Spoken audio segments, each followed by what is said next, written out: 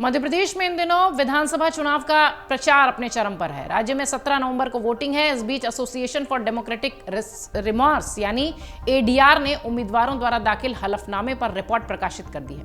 इस रिपोर्ट के मुताबिक राज्य की सभी 230 सीटों पर कुल 2534 प्रत्याशी मैदान में। आइए जरा एडीआर की रिपोर्ट आपको बताते हैं और बताते हैं कि कौन कौन सी जानकारियां इसमें सामने आई हैं। इस चुनाव में कितने उम्मीदवार दागी हैं, सबसे पहले तो आपको वही बता देते हैं। पिछले 5 सालों में दागी उम्मीदवारों में बढ़ोतरी देखी गई है। इस चुनाव में उतरे 2534 में से 472 यानी 19% पर आपराधिक मामले दर्ज हैं। इससे पहले 2018 में चुनाव लड़ने में 2716 में से 464 पर यानी 17% आपराधिक मामले दर्ज थे। वहीं 2023 में किस्मत आजमा रहे 291 उम्मीदवारों में 11% ऐसे थे जिनके खिलाफ आपराधिक मामले दर्ज थे। इस तरह 2018 में 295 उम्मीदवार यानी 11% थे। इस साल मामला सबसे ज्यादा है जिसमें कि गंभीर आपराधिक मामले दर्ज हैं उम्मीदवारों के खिलाफ। एडीआर की रिपोर्ट के मुताबिक सबसे ज्यादा दागी उम्मीदवार कांग्रेस में। कांग्रेस के 230 में से 121 उम्मीदवार यानी लगभग 53% आपराधिक मामलों के साथ चुनावी मैदान में है। दूसरे नंबर पर बीजेपी की बारी आती है, 65 उम्मीदवार यानी 28%। आम आदमी पार्टी में 66 में से 26 उम्मीदवारों पर केस चल रहे हैं यानी 39%। वहीं बीएसपी की अगर बात करें तो 181 में से 22 उम्मीदवार यानी लगभग 12% ऐसे प्रत्याशी हैं जिन पर की आपराधिक मामले दर्ज हैं। इसी तरह कांग्रेस के 61 उम्मीदवारों पर गंभीर आपराधिक मामले दर्ज हैं। बीजेपी के 23 उम्मीदवार जो है वो गंभीर आपराधिक मामलों का सामना कर रहे हैं। आम आदमी पार्टी के 16 उम्मीदवार गंभीर आपराधिक मामलों का सामना कर रहे हैं। बीएसपी के 16 उम्मीदवार ऐसे हैं। मध्य प्रदेश में चुनाव लड़ रहे कुल उम्मीदवारों में 24 के खिलाफ महिला अपराध से जुड़े भी मामले हैं। एक उम्मीदवार के खिलाफ दुष्कर्म की धारा आईपीसी 376 का मामला तक दर्ज है। 10 उम्मीदवार हत्या से जुड़े मामलों में आईपीसी की 302 का सामना कर रहे हैं। ऐसे ही राज्य के 10 उम्मीदवारों पर हत्या के प्रयास यानी 307 से जुड़े मामले चल रहे हैं। अब आपको बताते हैं कि इन प्रत्याशियों में कितने करोड़पति हैं जो कि चुनावी मैदान में अपनी किस्मत आजमा रहे हैं। दागियों की तरह धनी उम्मीदवारों की संख्या भी राज्य में बढ़ी है। 2023 में 2534 प्रत्याशियों में से 29% यानी 727 प्रत्याशी ऐसे हैं जो कि करोड़पति हैं। इससे पहले 2018 में चुनाव लड़ने वाले 2716 प्रत्याशियों में से 24% यानी 656 प्रत्याशी करोड़पति थे। 265 प्रत्याशी ऐसे हैं जिनकी संपत्ति 5 करोड़ या इससे ज्यादा है। 250 उम्मीदवारों की दौलत 2 से 5 करोड़ रुपए के बीच है। 50 लाख से 2 करोड़ की संपत्ति वाले 506 उम्मीदवार मैदान में हैं। ऐसे उम्मीदवार जिनकी दौलत 10 लाख से 50 लाख है उनकी संख्या 683 है। 830 प्रत्याशियों की संपत्ति 10 लाख से कम की है।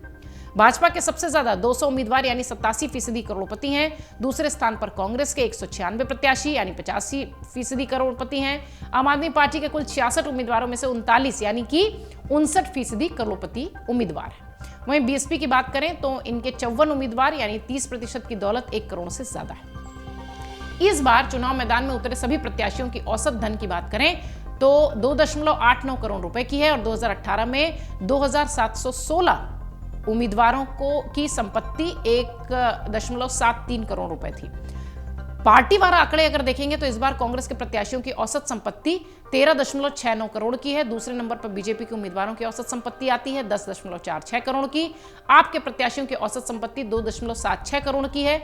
वहीं बीएसपी के उम्मीदवारों की औसत संपत्ति 1.96 करोड़ की है। इस बार सबसे अमीर प्रत्याशी रतलाम शहर सीट से बीजेपी के चैतन्य कश्यप हैं।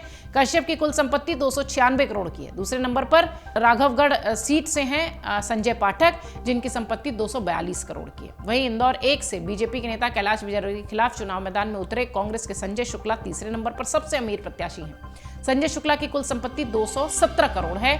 एडीआर के रिपोर्ट में एक दिलचस्प आंकड़ा भी सामने आया है जिसके मुताबिक चुनाव लड़ रहे उम्मीदवारों में 12 ऐसे प्रत्याशी मैदान में हैं जिनकी कोई संपत्ति नहीं है। हालांकि इस सूची में बीजेपी, कांग्रेस, आम आदमी पार्टी जैसी पार्टियों के प्रत्याशी नहीं शामिल है। आइए आपको प्रत्याशियों की शैक्षिक योग्यता भी बता देते हैं, यानी आपके उम्मीदवार जो हैं वो कितने पढ़े लिखे हैं इस बार जो चुनावी मैदान में है।